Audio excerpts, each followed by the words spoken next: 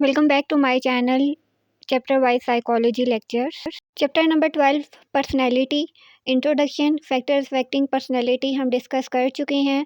Third topic हमारा start है theories of personality, जिसमें हम डिस्कस कर रहे हैं psychodynamic theories. Freud and Jung हम डिटेल में पढ़ चुके हैं। आज हम डिस्कस करेंगे एडलर।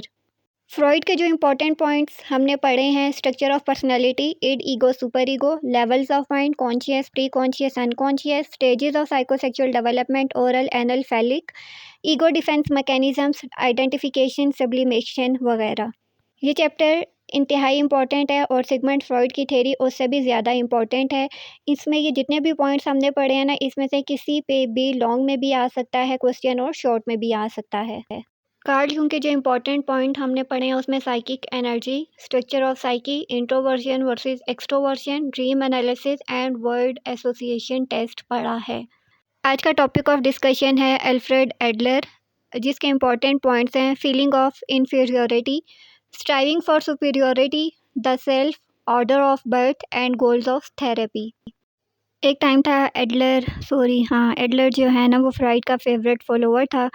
बाद में फिर उसने इंडिविजुअल साइकोलॉजी पे फोकस किया in developing his own theory of abnormal behaviour. Adler rejected Freud's idea that repressed sexuality is the cause of most behaviour problems.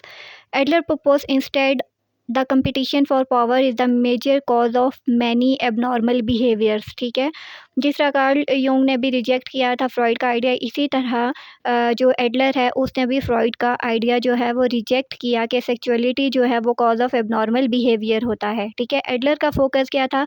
Competition for power जो है वो मेन कॉज होती है एबनॉर्मल बिहेवियर की। Adler का theoretical concerns जो थे वो कंपटीशन पे था, इन्फीरियोरिटी एंड सुपीरियोरिटी कम्प्लेक्स पे था। He coined the term inferiority complex to describe the cause of failure and anxiety. According to Adler, inferiority complex जो है वो कॉज होता है failure and anxiety. Adler believe that weak ego mechanisms and repressed aggressive impulses are important in producing abnormal behaviours. ठीक है, और Adler ने क्या कहा था कि जिन लोगों का ईगो डिफेंस मैकेनिज्म्स या ईगो मैकेनिज्म्स वीक होते हैं और रिप्रेस्ड एग्रेसिव इम्पल्सेस होती हैं ना, वो एबनॉर्मल बिहेवियर कॉज करती हैं। ईगो मैकेनिज़म्स जो हैं वो हमने फ्रॉइड के लेक्चर में पढ़े थे। अगर आप लेक्चर अटेंड करना चाहते हैं तो आप प्लेलिस्ट में से उसको सर्च कर सकते हैं। अब एडलर ने जो फर्स्ट इम्पॉर्टेंट पॉइंट दिया है वो है फीलिंग ऑफ इन्फीरियोरिटी।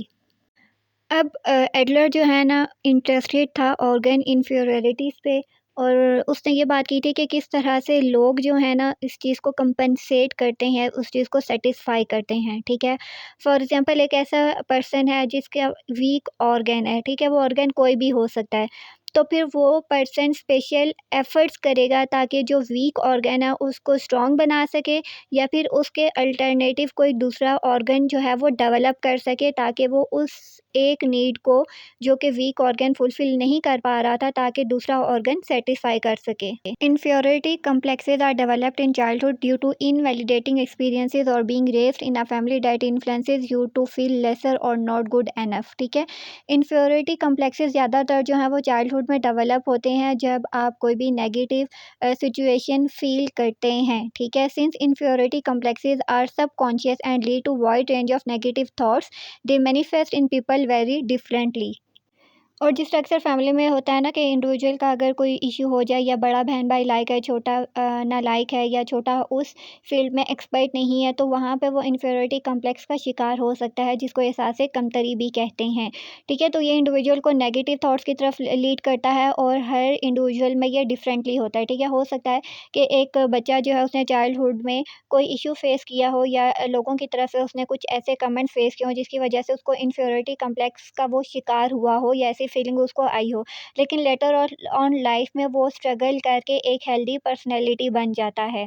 ठीक है, तो कहने का मकसद क्या है कि हर इंडिविजुअल में डिफरेंटली होता है। कुछ लोग एहसास कमतरी का शिकार होते हैं और वो अपनी थॉट्स को बिल्कुल नेगेटिव ले जाते हैं, और कुछ लोग जो हैं वो एहसास कमतरी का शिकार होते हैं लेकिन वो स्ट्रगल और हार्ड वर्क से एक सक्सेसफुल पर्सन बन जाते हैं। Next is striving for superiority means struggle for superiority. ठीक है, बेहतरीन की तरफ जाना। इन्फेंसिस से जो इंडिविजुअल में हेल्पलेसनेस की फीलिंग्स आती हैं, इंडिविजुअल जो है उसे कोप करने की कोशिश करता है और इस तरह से ग्रेजुअली उसका जो फ़ोकस है वो शिफ्ट हो जाता है towards the striving for superiority.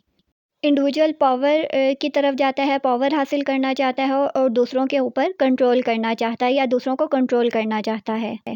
और इसको एडलर ने कहा है कि ये ग्रेट अपवर्ड ड्राइव होती है जो कि यूनिटी और परफेक्शन की तरफ लेके जाती है और ये एक हेल्दियर फॉर्म होती है। ठीक है, ज़ाहिर बात है इंडिविजुअल जब पावर हासिल करना चाहता है, दूसरों को कंट्रोल करना चाहता है तो उसके लिए वो स्ट्रगल करता है और फिर उसके अंदर आहिस्ता-आहिस्ता परफेक्शन आती जाती है, ऑर्गेनाइज़्ड होता है और फॉर्मल रूल्स एंड रेगुलेशंस को वो फॉलो करता है। In the healthy person the striving for superiority is expressed in social feeling and cooperation as well as in assertiveness and competition.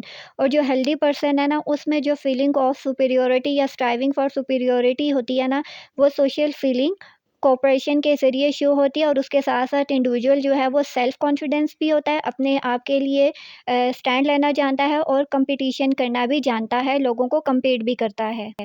From the beginning there is a social interest that is an innate interest. ठीक है, start से ही individual में social interest होता है और ये innate होता है, इनहेरिटेड होता है, इंडिविजुअल के अंदर बाय बर्थ ट्रांसफ़र होता है इन रिलेटिंग टू पीपल, लोगों को रिलेट करने में and an innate potential for cooperation. और इंडिविजुअल के अंदर इननेट कैपेसिटी होती है कि वो लोगों के साथ कोऑपरेट करता है। इन शॉर्ट वो इंडिविजुअल जो सुपीरियॉरिटी की तरफ स्ट्रगल करता है, स्ट्राइव करता है, वो कॉन्फिडेंट होता है, वो लोगों से कंपटीशन करना जानता है, परफेक्शनिज़्म उसमें आ जाती है, यूनिटी का उसको पता होता है और वो दूसरों के साथ कोऑपरेट करता है। नेक्स्ट कांसेप्ट जो है वो सेल्फ का है। एडलर की थ्योरी इस वजह से वैल्यूएबल है क्योंकि उसका एम्फेसिस है कि how people respond to feeling about the self, कि लोग अपने सेल्फ की तरफ या खुद की तरफ फीलिंग को कैसे रिस्पॉन्ड करते हैं, लोग अपने गोल्स की तरफ किस तरह से रिस्पॉन्ड करते हैं, वो गोल्स जो कि उनके फ्यूचर को डिसाइड करते हैं, जो फ्यूचर की तरफ लीड करते हैं। एडलर ने सेल्फ को इम्पोर्टेंस दिया कि इंडिविजुअल, कोई भी इंडिविजुअल जो है वो खुद की पर्सनैलिटी को लेकर कैसे चलता है। नेक्स्ट इंपॉर्टेंट पॉइंट जो एडलर ने डिस्क्राइब किया वो ऑर्डर ऑफ बर्थ है। एडलर के अकॉर्डिंग सिबलिंग्स में जो ऑर्डर ऑफ बर्थ होता है ना वो उनकी साइकोलॉजिकल डेवलपमेंट को इफ़ेक्ट करता है। ठीक है, जिस तरह for example 21 of the first 23 American astronauts were first born और ओनली सन्स। ठीक है, उसने कहा कि अमेरिकन में 21st, ठीक है, out of 23rd American astronauts जो हैं वो या तो फर्स्ट बॉर्न है या फिर वो बच्चे हैं जो अपनी फैमिली में सिर्फ ओनली सन्स हैं। ठीक है, तो कहने का मकसद क्या है, जो पहला सन होता है ना वो ज़्यादा चीज़ें अचीव करता है एज़ कम्पेयर टू सेकंड और थर्ड सन। जिस तरह अगर एक भाई है और उसकी ज़्यादा सारी बहनें हैं तो उस भाई पे ज़्यादा ज़िम्मेदारी होती है कि उसने सारी बहनों को भी देखना है और उसने अपने पेरेंट्स को भी देखना होता है। इसी तरह या फिर जो सबसे बड़ा बच्चा होता है जो कि बॉय होता है, सन होता है, तो उस पे भी घर की ज़्यादा ज़िम्मेदारियाँ होती हैं as compare to second son और थर्ड सन। नेक्स्ट है गोल्स ऑफ एडलर्स थेरेपी। ठीक है, तो फर्स्ट गोल क्या था कि to help his patients overcome their feelings of inferiority and to allow them to lead more productive life.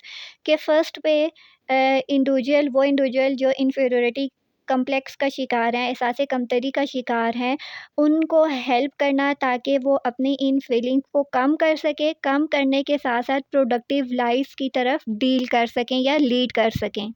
अब sitting arrangement जो थी वो जो है वो फ़ेस टू फ़ेस थी अपने पेशेंट्स के साथ और पेशेंट को वीक में 2 बार वो डील करता था या चेकअप करता था। अब बहुत से फिजिशियंस ऐसे हैं साइको एनालिटिकल ट्रेडिशन में कि उनका इंटरेस्ट है ego functioning and striving for competition या कम्पिटेंस में। दिस फिजिशियंस रीडली एक्नॉलेज करते हैं ये लोग their depth to Alfred Adler and his ideas of willpower, inferiority and competition as major forces in ego development and abnormal psychology। ठीक है कि जो एहसास कमतरी है और विल पावर जो है जिन लोगों की वीक होती है या जो लोग जो है वो कंपटीशन नहीं कर सके थे, वो जो है वो इंडिविजुअल की पर्सनैलिटी पे कहीं ना कहीं इफ़ेक्ट होती है। ठीक है, नेगेटिवली इफ़ेक्ट होती है। तो फिर उसके लिए एडलर ने जो है वो थेरेपी बताई है। थेरेपी के ज़रिए इंडिविजुअल में जो एहसास कमतरी का जो लोग शिकार होते हैं उनको इस चीज़ से निकाला जाता है और उनको प्रोडक्टिव लाइफ की तरफ डील करना या लीड करना सिखाया जाता है। आज का लेक्चर समराइज़ करते हैं तो ये इंपॉर्टेंट पॉइंट्स है जिसमें हमने सबसे पहले फीलिंग ऑफ इन्फीरियोरिटी पढ़ा, सेकंड पे स्ट्राइविंग ऑफ सुपीरियोरिटी पढ़ा, सेल्फ पढ़ा कि सेल्फ की तरफ किस तरह से लोग रिस्पॉन्ड करते हैं, ऑर्डर ऑफ बर्थ जो है वो किस तरह हमारी साइकोलॉजी को इफेक्ट करता है, and then goals of therapy क्या है, इन्फीरियोरिटी कम्प्लेक्स से निकालना और लोगों को प्रोडक्टिव लाइफ की तरफ लीड करना। कोई सवाल हो तो कमेंट्स में पूछ सकते हैं। अपनी नेक्स्ट वीडियो में मिलेंगे। Till then take care. अल्लाह हाफ़िज़।